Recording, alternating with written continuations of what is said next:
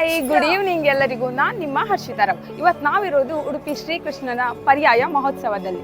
ಇಲ್ಲಿ ನಡೆಯುವಂಥ ಹಬ್ಬದ ಆಚರಣೆ, ಸಂಭ್ರಮ, ಮನೋರಂಜನೆ ಎಲ್ಲವನ್ನು ನನ್ನ ಜೊತೆ ನೋಡೋಕೆ ನೀವು ರೆಡಿನಾ? ಹಾಗಾದ್ರೆ ಬನ್ನಿ. ಉಡುಪಿಯ ಪ್ರತಿ ಬೀದಿಗಳು ಕೂಡ ದೀಪಾವಳಿಗೆ ರೆಡಿಯಾಗಿರೋ ಥರ ಧಾಮ್ ಧೂಮ್ ಅಂತ ಮಿಂಚುತ್ತಾ ಇದೆ.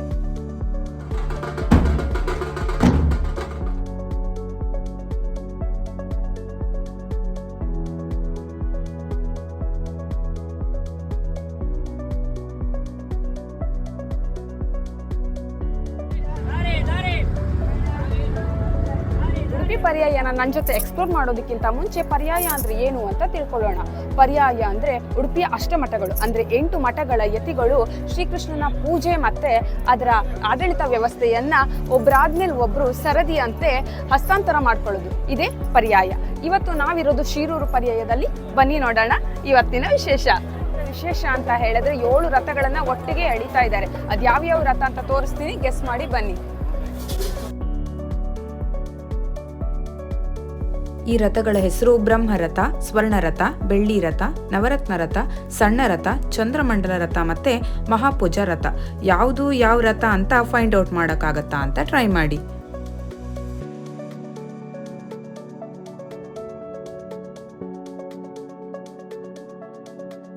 ಈ ಪರ್ಯಾಯ ಅನ್ನೋ ಕಾನ್ಸೆಪ್ಟ್ ನ ಮಧ್ವಾಚಾರ್ಯರು ಪ್ರಾರಂಭ ಮಾಡಿದ್ರು.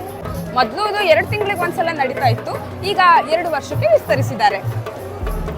ಪರ್ಯಾಯಕ್ಕೆ ಬೇಕಾಗಿರುವಂತ ಸಾಮಗ್ರಿಗಳು ಅಂದ್ರೆ ಅಕ್ಕಿ, ಭತ್ತ ಇವೆಲ್ಲವನ್ನ 1 ವರ್ಷ ಮುಂಚಿತವಾಗಿ ಶೇಖರಣೆ ಮಾಡೋಕೆ ಸ್ಟಾರ್ಟ್ ಮಾಡಿರ್ತಾರೆ.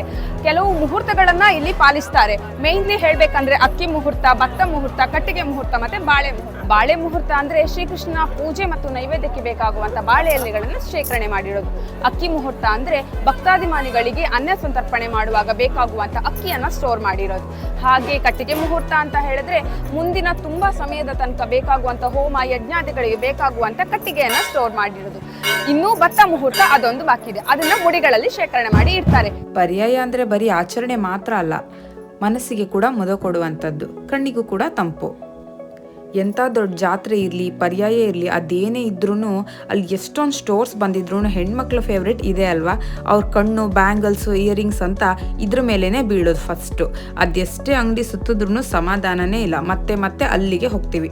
ತೃಪ್ತಿ ಆಗೋ ಥರದ್ದು ಸಿಗೋದು ಕಷ್ಟ. ಇದೆಲ್ಲ ಬಾಯ್ಸ್ಗೆ ಅರ್ಥ ಆಗಲ್ಲ ಬಿಡಿ, ಅದಕ್ಕೆ ಅನ್ಸುತ್ತೆ ಹೆಣ್ಮಕ್ಳನ್ನ ಕರ್ಕೊಂಡು ಜಾತ್ರೆ ಸುತ್ತಬಾರ್ದು ಅಂತ ಅವ್ರು ಹೇಳೋದು. ಇಲ್ಲಿ ನೋಡಿ ಬಟರ್ಫ್ಲೈ, ಬನ್ನಿ ಎಷ್ಟು ಸೂಪರ್ ಆಗಿದೆ ನೋಡಿ. ನಂಗಂತೂ ಇದು ತುಂಬ ಇಷ್ಟ ಆಯಿತು, ಚೆನ್ನಾಗಿದೆ ಅಲ್ವಾ. ಇಲ್ಲೊಬ್ರನ್ನ ನೋಡಿದೆ, ಅವಾಗಿಂದ ತಲೆ ತಿರುಗಿಸ್ತಾನೇ ಇದ್ದಾರೆ. ನಮ್ಗೊಂದು 2 ಮಿನಿಟ್ಸ್ಗೆ ಕತ್ತಲಾಡ್ಸಕ್ ನೋವು ಬರುತ್ತೆ. ಅಂಥದ್ರಲ್ಲಿ ಅವ್ರು ಇಡೀ ಜಾತ್ರೆ ಮುಗಿಯೋ ತನಕನೂ ಹಾಗೆ ಇರ್ತಾರಂತೆ. ಯಾರಂತ ನಿಮ್ಗೂ ತೋರಿಸ್ತೀನಿ ಬನ್ನಿ. ಇಲ್ಲಿ ನೋಡಿ, ಇವ್ರೇ ಕ್ಷಣ ನಡೆದ್ರ ಹೇಗ್ ತಿರುಗಿಸಿದ್ರೆ ನಿಮ್ಗಾಗತ್ತಾ?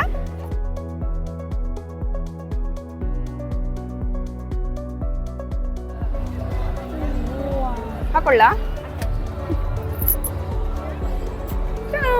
ಹೇಗ್ ಕಾಣಿಸ್ತಿದ್ದೀನಿ? ಕಮೆಂಟ್ ಮಾಡಿ.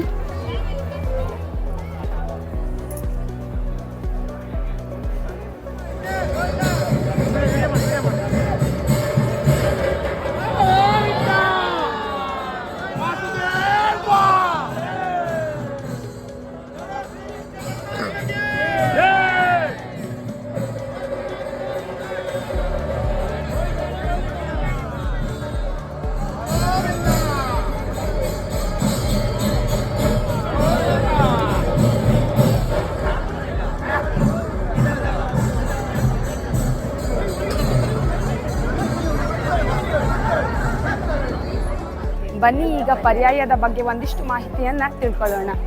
ನಮಸ್ತೆ, ನಾನು ವೈಷ್ಣವಿ ವಿಶ್ವನಾಥ್, ಉಡುಪಿ ಚಲನಚಿತ್ರ ನಟಿ. ನಾನು ಇಲ್ಲೇ ಉಡುಪಿ ಕೃಷ್ಣನಗರಲ್ಲಿ ಪರ್ಯಾಯ ಅಂದರೆ ನಮಗೆಲ್ಲ ಪರ್ಯಾಯ ಅಂದರೆ ಅದು ನಮ್ಮ ಪರ್ಯಾಯ, ನಮ್ಮೆಲ್ಲರ ಪರ್ಯಾಯ. ಖಾಲಿ ಅದು ಮಠಕ್ಕೆ ಸೀಮಿತ ಅಲ್ಲ ಅಂತ ನಮಗೆ ಸ್ವಾಮೀಜಿ ಕೂಡ ಹೇಳಿದ್ದಾರೆ. ಹಾಗೆ ಮೊನ್ನೆ ಪುರಪ್ರವೇಶ ಆಗಿ ಸ್ವಾಮಿಗಳು ಕಡಿಯಾಳಿ ಮಹಿಷಮರ್ದಿನಿ ದೇವಸ್ಥಾನದಿಂದ ಕೃಷ್ಣ ಮಠಕ್ಕೆ ಪುರಪ್ರವೇಶ ಬಂದಿದ್ದಾರೆ. ಹಾಗೆ ಇಲ್ಲಿ ಕೃಷ್ಣ ಮಠದಲ್ಲಿ ಅಷ್ಟ ಮಠಗಳಿದ್ದು ಪುತ್ತಿಗೆ ಸ್ವಾಮಿಗಳು ಅವರ ಆಡಳಿತವನ್ನು ಸುಂದರವಾಗಿ ನಡೆಸಿಕೊಟ್ಟಿದ್ದಾರೆ. ನಮಗೆಲ್ಲ ಖುಷಿ ಉಂಟು ಅವರ ಆಡಳಿತದಲ್ಲಿ, ತುಂಬ ಸಂತೋಷ ಆಗಿದೆ. ಹುಟ್ಟಿದ್ರೆ ಇನ್ನು ಉಡುಪಿಯಲ್ಲಿಯೇ ಹುಟ್ಟಬೇಕು ಅನ್ನೋಷ್ಟು ಸಂತೋಷ ಆಗಿದೆ ನಮಗೆ. ಇನ್ನು ಶಿರೂರು ಸ್ವಾಮಿಗಳು, ಅವರಲ್ಲಿ ಕೂಡ ಇಂಥ ಒಂದು ಒಳ್ಳೆಯ ಭರವಸೆ ನಮ್ಮಲ್ಲಿ ಉಂಟು. ಅವರ ಮಾತುಗಳನ್ನು ಕೇಳುವಾಗ ನಮ್ಮ ಉಡುಪಿ ಅನ್ನೊಂದು ಒಳ್ಳೆಯ ಹಂತಕ್ಕೆ ತರ್ತಾರೆ ಅನ್ನುವ ವಿಶ್ವಾಸ ಕೂಡ ನಮ್ಮಲ್ಲಿ ಉಂಟು.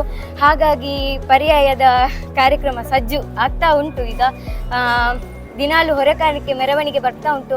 ಹಾಗೆ ಅದನ್ನು ಸರಿಯಾಗಿ ಜೋಡಣೆ ಮಾಡಲಿಕ್ಕೆ ಎಲ್ಲ ವ್ಯವಸ್ಥಿತ ಜಾಗನ ಕಲ್ಪಿಸಿಕೊಟ್ಟಿದ್ದಾರೆ. ಹಾಗೆ ಕಿನ್ನಿಮುಲ್ಕಿ ಉಡುಪಿಯ ಮುಖ್ಯ ದ್ವಾರದಿಂದ ಕೃಷ್ಣನಗರಿಯವರೆಗೆ ಅಲಂಕಾರ ಮಾಡಲಾಗಿದೆ. ಹಾಗೆ ಇನ್ನು 17 ತಾರೀಕಿನಂದು ಪ್ರಾರಂಭ ಸಂಜೆ 7ವರೆಗೆ ಪ್ರಾರಂಭವಾಗಿ 18 ಬೆಳಗ್ಗೆ 9:30 ಗಂಟೆಯ ತನಕ ನಮ್ಮ ಪರ್ಯಾಯ ನಡೆಯಲಿದೆ.